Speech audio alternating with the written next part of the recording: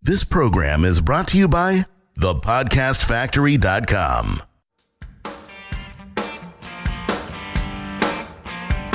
Hi, my name is Igor Kheifets, and this is the List Building Lifestyle, the only podcast which delivers cutting-edge conversion strategies from the online trenches straight to your earbuds. Download the transcript of today's episode and all future episodes at listbuildinglifestyleshow.com. I also invite you to grab a free copy of the Wealthy List Builder Survival Guide at listbuildinglifestyleshow.com/survival. And now, once again, it's time to claim your list building lifestyle. All right, so Igor, the other day I put out a question to my list because I email as you say I should, and I was asking people why they listen to the shows at the Podcast Factory, and I got this response that I didn't share with you, but I'm going to read it to you now. I listen to Igor's stuff because I too started out with 100% wrong mindset, and listening to you and Igor talk helps me understand myself and also perhaps where my mindset is still wrong. Igor is also amazingly open about his crazy past, which is very entertaining. By the way, I like the episodes where you and Igor talk the best. How about that? Wow, well, thank you. I didn't realize my past was actually interesting to anyone. I always considered myself to be pretty boring, but, I'm appreciative of the fact that there is value there for the list builders. Now, as far as the mindset is concerned, this guy got it right. I didn't catch the name, but the dude has it absolutely right because the mindset dictates the action. The actions create habits, and habits, as we've mentioned many times before in the show, they dictate your results. And the gentleman's name is Bob Hiller, and it wasn't a review on iTunes. It was actually him responding to my email, so thanks for that, Bob. Thanks, Bob. So what do you have for us today, Igor? Well, today I want to talk about email marketing because, at the end of the day, this is a list building podcast and we have to do at least one episode of 20 about email, right? I mean, it's always about Igor and his crazy past. So anyway, Jonathan, how a lot of people, they struggle to sell themselves on the idea that they're supposed to mail every day. Yeah. Well, I found a way for anyone who still struggles with this idea to actually finally get okay with it, get in sync, and get with the freaking program. Impossible. I do not believe you. I have the silver bullet, my friend. So here's the thing, though. Like, one of the greatest pickup artists, Ross Jeffries, who learned to quite just hypnotize women into having sex with him, which in and of itself is an issue of ethics. When he taught his students during his seminars, he always said that the number one rule that he has about seduction is to always leave them better than you found them. In other words, don't start this, micro relationship with a woman to use her for sex, but more so give her a good time, help her enjoy herself, and only do it if she wants to do it and if she has a good time doing it. In other words, provide value, right? Leave her better than you found her. So I realized that I am treating my list the same way. And even though a lot of people will not consider a pitch in every email to be, quote unquote, a good thing and somehow improving their life, which it actually is, just the mere infotainment element of the email marketing game, which you, me, Ben, Doberman Dan, and everybody else who basically understands the game, uses, that is what helps the client leave better off after reading the email than they were before they read it. Does that make sense? Yeah, absolutely. It's something that Ben's been talking about a lot lately also is, and he said it in a call and it shocked people, but he was like, I almost want my emails to be more valuable than the product. And he didn't actually mean that it was going to be more valuable than really investing in the product and going through it. But even if you didn't buy from that email, you still got value out of it. Yeah, exactly. So the mere act of consumption of the email is what allows the person to go, like, to do the head nod, kind of nodding with approval. You know what I mean? Like, either because of its entertainment value, either because of its shock value, either because of its philosophical value, whatever that might be, when they read it and they walk away, even without picking up the product, like, I still want them to have enjoyed the process. Because when you write an email, this is like an unspoken agreement between you and the reader. When they get on reading it, they expect something from you. And as long as you give them that something, you're good. You can pitch every single time and still generate tons and tons of goodwill, have very low unsubscribe rates, although you should celebrate unsubscribe if you get a lot of them. It means you're doing something right. It means that you're alienating people and repelling people, which of course means that you're attracting them, other type of people as well. And it really allows you to reframe the email game as not this slick and sleazeball way you sell, right? It's a sleazy way to get people to your website, but more so, a valuable communication channel. Because let's face it, Jonathan, most people treat email as if they're interrupting their reader's day, like as if the mere act of sending an email is such a horrible thing that, it's similar to a murder in its shock value. You know what I mean? Like I've seen people actually get angry about getting an email from somebody. Like for some reason, they're like getting really upset. And I don't understand that. It's just an email. You can choose not to read it. You can choose to throw it away. You can choose to mark it as spam. Like, as a reader, you have all the control. And now, because of this attitude by some people, right, tendency, remember we just released an episode about tendency not being the destiny. Because of this tendency, for some readers, most email marketers kind of take that as a rule of thumb, and they're afraid to email their list because they feel they are that distraction. They are those pests in the inbox, which I feel is the absolutely wrong way to feel about email, because if you do, you'll never make any sales. You got low self-esteem is what it sounds like. Oh, yeah, exactly. Sounds like you don't believe have, in your offer. Yeah, and you don't have anything valuable to say in the first place. So, maybe it's time to enrich your inner game, to enrich your experience by going out there and making a few mistakes before getting started with this whole thing. Little reality check for you guys and girls out there. How long have you been emailing every day? Since the beginning? No, actually, starting out, I was, pretty much the same way as everyone else is. I've had my list on GetResponse, had about 1,000 people on it. I dropped an email once a week or something like that if I was really, really, really courageous that week. For the most part, I tried to send out content, not to alienate them or piss them off, right? I didn't pitch anything. And the funny part is that I'm not sure why I was afraid, because no one opened the emails in the first place. You should have been pitching your ass off. Yeah, I mean, they didn't pay attention anyway, so it didn't matter. So eventually I restarted on Aweber, and I got a bit more aggressive. I went, and started mailing a couple times a week.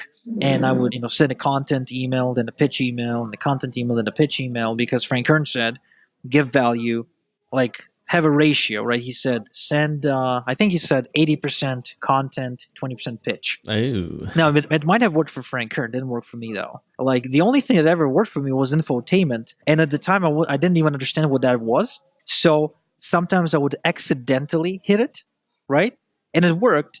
And it gave me hope to try again, but then it didn't work again. I remember there were 2 specific emails that really worked well, which I now realize are Infotainment. So at the time, I was promoting ClickBank products. And this one product called Deadbeat Millionaire, I think it was called Deadbeat Millionaire by Dan Brock. I remember writing an email complaining about my back pain and how, because I had to invest 14 to 16-hour days into my business to figure things out, I developed this lower back pain issue, and that in order to avoid that, I would probably, if I were to start all over again, I'd probably take a shortcut. And so I believe that shortcut is this course by Dan Brock, which is really, really good. And I picked it up myself and I reviewed it, so I really liked it. Now, incidentally, that's Infotainment, because you tell a personal story, a personal lesson, and then you tie it into a pitch. So no wonder I made 16 sales of that product with that one email to a list of 2,700 people, which weren't even buyers. Wow. That must have been a great experience. Yeah, it was just exhilarating. That was the very first time I finally believed that I was on the right track. Now, obviously, about 2 months of failures followed that email. So my faith was tested, man. My faith was tested. And so anyway, the next email I hit was when I was promoting a coupon program. It was basically a ClickBank product, a software which allowed you to create coupon codes. So when you wanted to promote affiliate programs, you could give your audience a coupon, and by doing so, either get them a bonus or a discount or something like that. So I mailed about that. And the way I tied it in was I spoke about Soviet Union, because my parents growing up, they spoke a lot about coupons because you were handed. It's not like food stamps or anything like that, but you've had coupons for almost everything: clothes, exquisite type of food, trips to different places throughout the Soviet Union. So like the country gave you stuff. Like that's the socialism. That's what it's all about. Well, Yeah. where the government takes care of you, which it's an illusion anyway. But that was the Soviet people knew what that is. Soviet people were used to receive coupons and different handouts from the government. So I tied it into the Soviet existence. That right now there's a software out there that follows the Soviet secret to marketing success. And because no one wrote emails about the Soviet Union, my email actually produced. And I think I made like 7 or 10 sales with that email. Now, my list was a bit bigger at the time. I think it was like 3,800 people or something. Like, I don't quite remember exactly, but around that mark. So I made fewer sales, but that was infotainment again. It's funny because I didn't even realize it at the time, but, it worked all along. It just took me a while to figure this out on my own and then have Ben kind of reaffirm that for me. No kidding. I need to get down on some more infotainment. Yeah, to try to, seek your heritage. You'll find a lot of infotainment. I mean, I kid you not. I wrote a bunch of infotaining emails about being Jewish.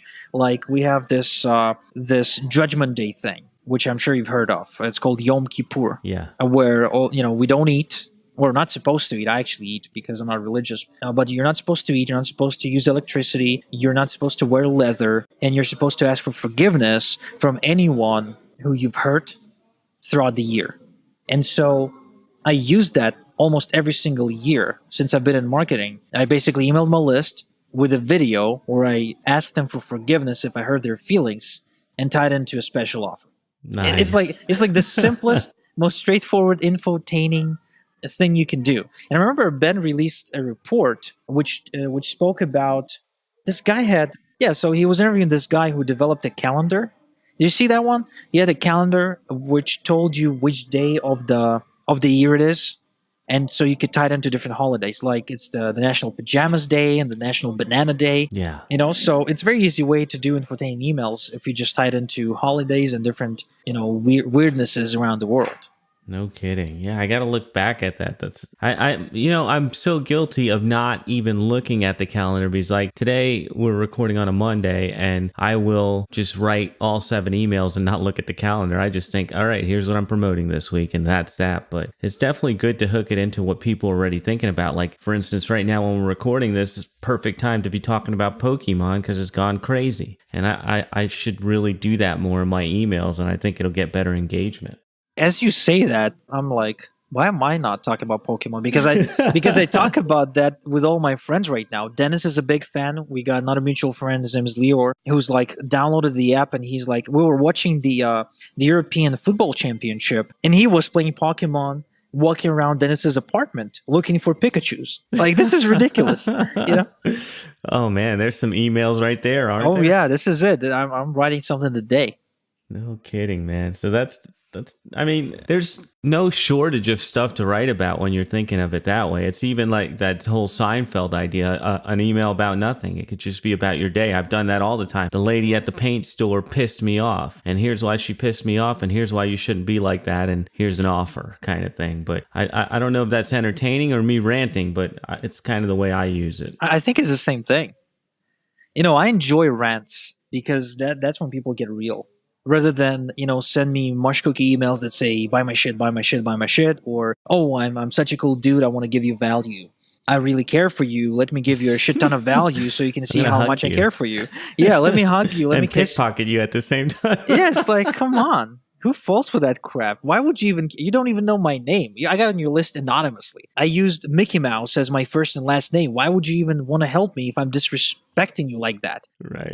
But it's that's the way people think about email sometimes. And that's the curse of knowledge. I mean, for guys like you and me, because we've tested these approaches. We worked with guys like Ben, right? We know this and we kind of assume other people should too, I guess. Yeah, the part that I find that helps me the most, and Ben talks about it all the time, and I think you may have mentioned it too, is just the therapy of getting stuff off your chest. That's why the paint lady email, like anytime anything goes annoying in my life or I have an observation, I'm like, oh, I got to write an email about that. Just get it off my chest and out into the wild and see how it does. But it's made my life a whole lot easier. I think I might be just slightly less aggressive than I used to be because I have the email outlet. Weber, we make diaries obsolete. Nice. New pitch. They should be sponsoring the show, right? Oh, well, no, they shouldn't. Uh-oh. Yeah, they should not. I hate those guys. You know what? I'll be honest. The Josh guy, he banned my account with like a gazillion leads in it. The account was 8 years old. I don't like Josh, and I don't like Aweber as a result because he's a representative of Josh. I'm sorry, the Josh is the representative of Aweber. And I called them up and I spoke to them and I've been honest and real with them. And they did not give me a good reason why they banned me. Besides the fact that I'm in the make money online space. That's all. That was like their whole thing. That was like the whole case. We don't want you because you're high risk, so fuck you. We don't care if you pay us almost $1,000, every single month. We don't care if you've been a customer for 8 years. You're gonna throw you away like that. So you know what? I hate Aweber, and even though they are better than GetResponse delivery wise, I still hate them. So there you go. This is a rant. That's a rant right there. I didn't expect that, but let's be real here. You still use Aweber, don't you? Nope. You don't use them anymore? Nope. Okay. I don't need Aweber. I don't need Aweber. Besides, if they ban me, how am I supposed to use it? Like, I'm not gonna go and play shenanigans, start accounts in India or whatever. I don't have time for that. I moved away. There's actually solutions better than Aweber out there if you're willing to look, which incidentally I'm not going to reveal in the show because I don't want everyone flocking to those solutions. But I guess my point is that Aweber is not a be-all and all solution. And if they think that they control the marketplace, they don't. And if you, even for a second, believe that there is one service or one thing that is the be-all and all, and like you feel threatened if that is being taken away from you, you're at a disadvantage, in a huge disadvantage, because they'll play you and you won't be able to do anything about it. And that's not a position I want to, that I like to find myself at any point in my life. Now, right when we're done recording this, I'm going to find out what those other services are. Sorry, list builders. For my ears only. So, Igor, as we're wrapping up, what do you have coming up for us next time? Next time I'm interviewing a guy straight from Hollywood. A guy who's an actual screenwriter, writer, and a consultant to writers, as well as a consultant to Will Smith Company. Will Smith, the famous actor? Yeah. Right. So he's the guy who worked with Andrew Shepron on his storytelling skills. He worked with Russell Brunson and David Smith. And now I'm working with him as well to improve my storytelling. And he was kind enough to sit down with me for 40 minutes and share his 6-step system to structuring an ideal success journey. So if you ever heard those sobby stories where the guy says, oh, I was bankrupt and then I found a system and it made me rich and yada, yada, yada, which are cheesy and aren't really told in a good way. So next episode is going to teach you how to tell your story of success or success of your clients in an ethical, factual, and impactful way. Wow. Now that's a good twist there. I'm looking forward to that. So that's a wrap for another episode of List Building Lifestyle. We will be back with you next time. Thank you for tuning in. Thank you for listening to the List Building Lifestyle. Make sure to subscribe on iTunes or Google Play to never miss an episode. Because who knows, just one conversion tactic we share on the show might double your list and double your business. Download the transcript of today's episode and all future episodes at listbuildinglifestyleshow.com. And don't forget to claim your complimentary copy of the Wealthy List Builder Survival Guide at listbuildinglifestyleshow.com/survival. This is Igor Kheifets, and until next time we talk, have a good one.